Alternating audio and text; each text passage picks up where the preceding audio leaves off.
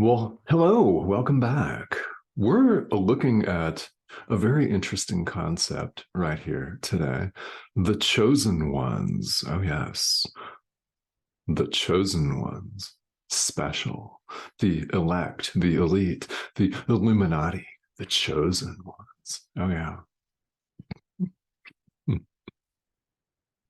I'm laughing at that because even the very word special has a completely different connotation in A Course in Miracles. Yeah, specialness is of the ego completely.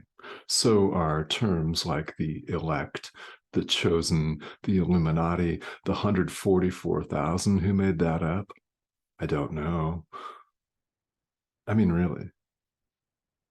Perfect love that does not judge, does not blame, does not condemn, does not have select few chosen ones. Yeah, there are no hierarchies, there are no levels, there are no degrees of worthiness.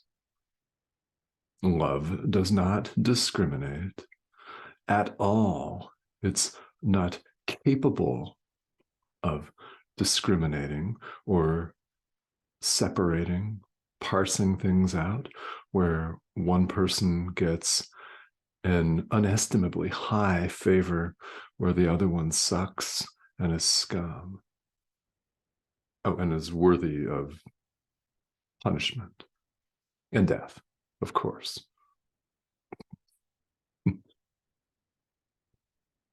So you see where I'm going with this. Now, where are we in the text that I would even lead off with this? Well, chapter 3, section 4, paragraph 7.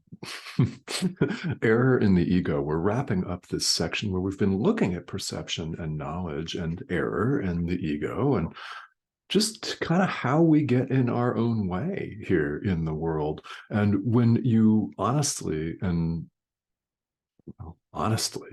allow yourself to think about it, it's every day in dozens and dozens of different ways. It just depends on what we're fixated on at the moment. So, this is at the very end of paragraph 7, the chosen ones. And, well, many of you, I know, were raised in the Judeo Christian tradition. I know that many of you also were not. But there's this whole idea of heaven just being for a select few, for the chosen, the elite, the special ones. Yeah, there's this whole idea out there, and it triggers a great fear of missing out, FOMO. Really, we have spiritual FOMO as human beings, don't we? Because we don't want to be left behind when that train leaves the station with the elect and the chosen few. We want to be on it because they've got the fancy dining car with the bar and everything's top shelf. And meanwhile, we're eating rocks and sticks. If we get left behind, we're left to fend for ourselves in the abject darkness.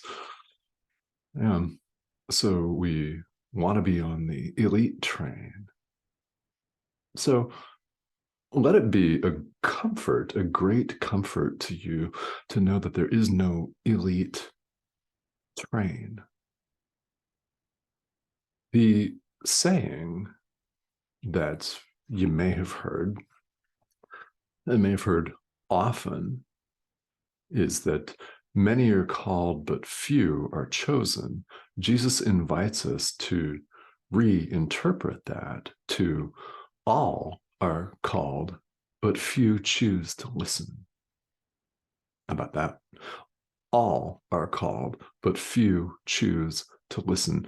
Everyone is called. You are called to awaken. You are. That's why you're interested in spirituality. I often say this. In fact, it feels like I say this on every single video, but it's the way we have it. It's true. This is the truth. All are called. You're called. You're interested in spirituality. There are so many other channels on YouTube.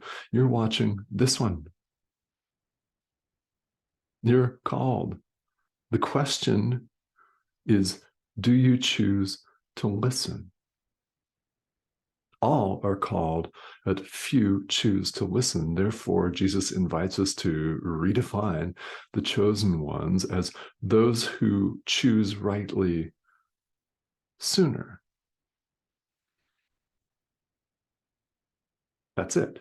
Those who choose right sooner, like he did. For example, because as he says right here in paragraph 7, he was a man, right? He was here roughly 2,000 years ago, yeah, and remembered spirit and its knowledge. That's the way he puts it. He remembered spirit and its knowledge. He remembered who we are. And he did it in this thing we call linear time 2,000 years ago, before we did. That's all. So what's really germane here is the reinterpretation of the saying to all are called. Oh, yeah, everyone, but few choose to listen. This is where the invitation to practice really, really comes in here. Few choose to listen. Well, you're listening at least some of the time. How do I know you're watching? I mean, really, you're on the spiritual path, whether you have studied A Course in Miracles extensively for decades, and I know that a number of you have, or whether this is something that you're just checking out, you're brand new to it, maybe you just got started. Doesn't really matter where you appear to find yourself on that journey. Just by opening up this book or looking at the information that's available online, you're choosing at least some of the time to listen. And it's a choice. This course is a complete path in and of itself, and it's not the only path. I'm very fond of saying that there are many doors, and I mean that. There are many different paths and many different approaches. They all lead to God in the end. When's the end? I don't know. In linear time? I don't know. Who knows when enlightenment will come? But know this, it's already happened. We're simply remembering. The essence of the atonement that we're invited and encouraged to accept for ourselves is that the separation never took place. It never occurred. Ideas leave not their source. This is a very famous and often quoted idea from A Course in Miracles. Ideas leave not their source. You, the thought of God, have not left your source, capital S.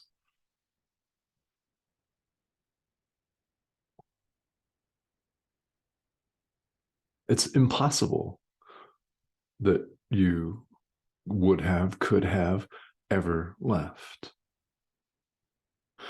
This is a monumental idea when you honestly allow it to sink in.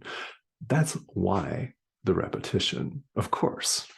That's why every spiritual teacher sounds like they're saying the same thing over and over and over and over and over and over. We're all saying the same thing over and over. Eventually, we all have it hit and it lands and it resonates. And more importantly than that, it inspires us not only to open up the book and read the material, but to put it into practice in your daily life. That's where you learn that this is true.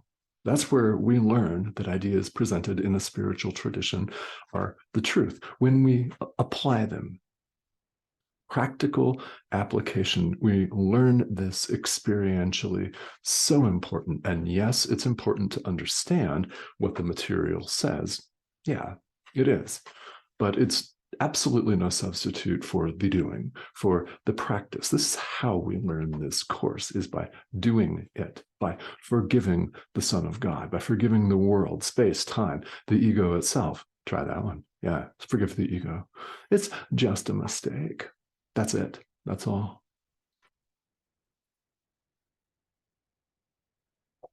Just a mistake. The separation never occurred. So we're given quite a bit to look at here at the end of this section of the text. And Jesus wants to make very clear that he can't do it for us. Yeah, he can't wave a magic wand or wave his hand like a Jedi Knight and do all of our forgiveness work for us. Wouldn't that be great if he really could, if he could literally save us so we could just go off and do the same old shit that we've always done with our judgment and blame and lashing out at our brother and all of the stuff that goes on. He actually cannot do that for us. What he can do is erase misperceptions from our mind if we put our mind under his guidance. This is another statement of the idea that I often say, therefore I repeat in these videos, that we're encouraged to get in touch with our inner teacher and place our mind, our entire experience, under our inner teacher's guidance. And Jesus tells us, promises us right here, that he can erase misperceptions from our mind if we place our mind under his guidance.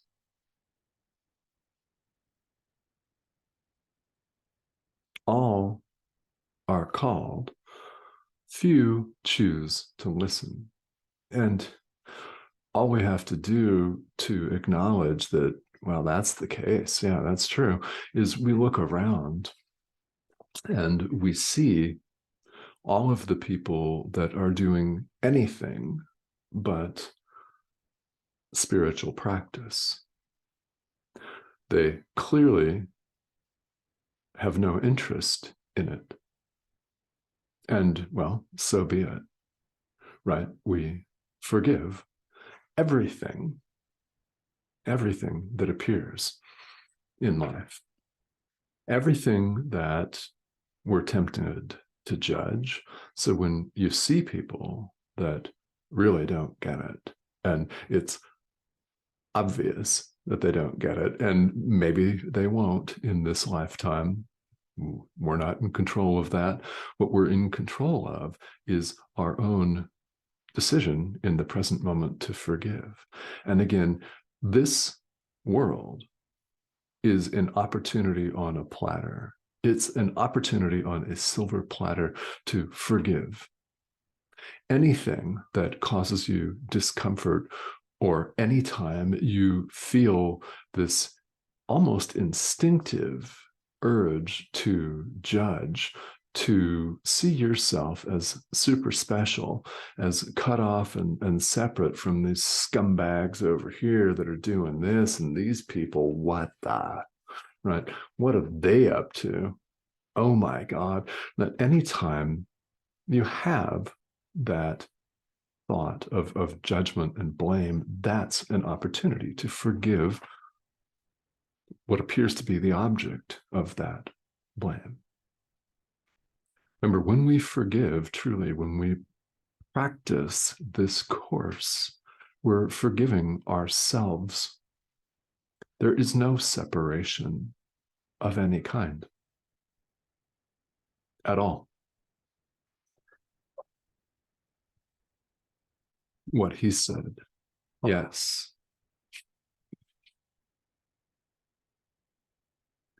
The barking dog, his name is Buddy, by the way. Buddy's barking. At what? I have no idea. He's standing at the front window, and maybe, just maybe, somebody dared to walk past on the street. What's he saying to them? Or maybe someone just delivered a package to our door and he saw and felt them in his nap and decided to start barking.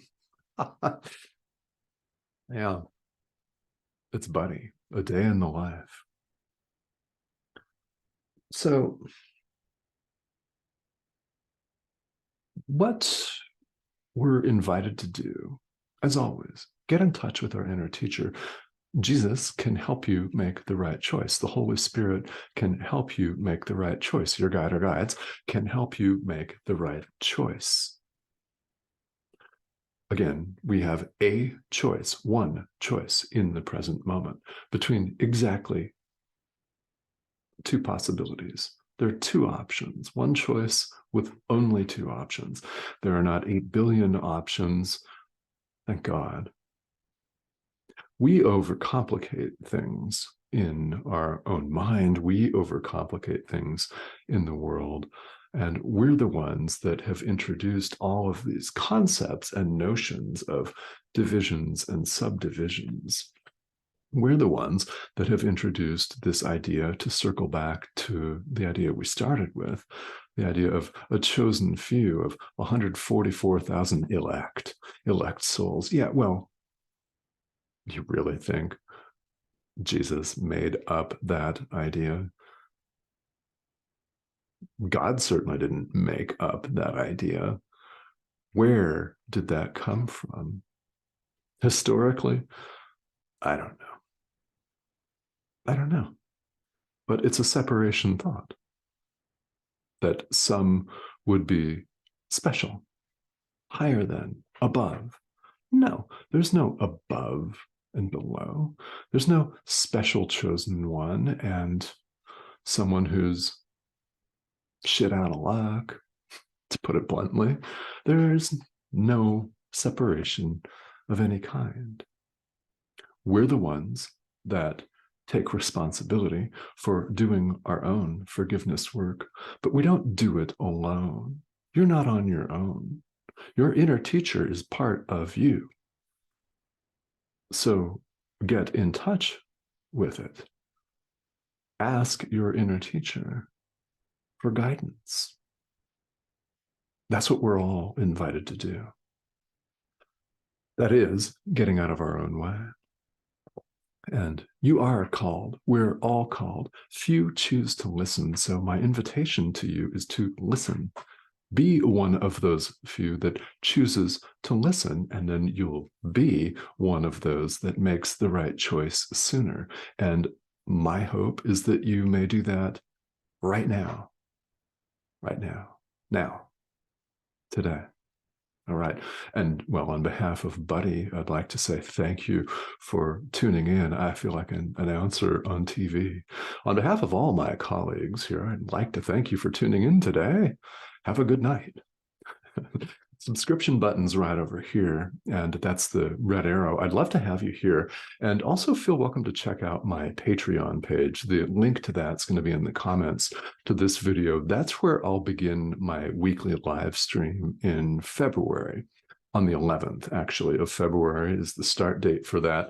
That's going to enable us to spend more focused time together with an opportunity for live Q&A. Again, that's over on the other platform, Patreon. Link is here. These YouTube videos, as always, are going to continue.